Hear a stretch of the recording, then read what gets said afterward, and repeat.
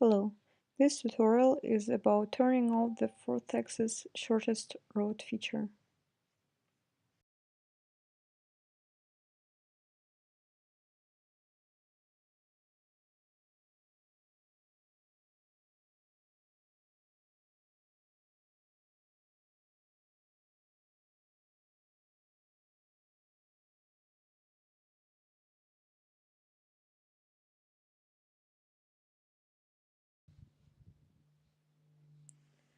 First, we need to enable the fourth axis. Go to Machine Setup and click Tooling.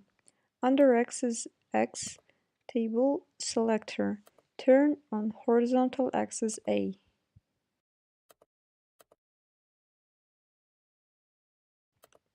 Now, staying in Machine Setup under Machine State Parameters, click Axis A position and you will see a checkbox to enable or disable support shortest path rotation.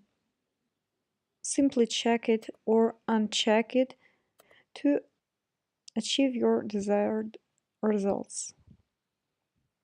So that's all. Thank you for watching. Goodbye.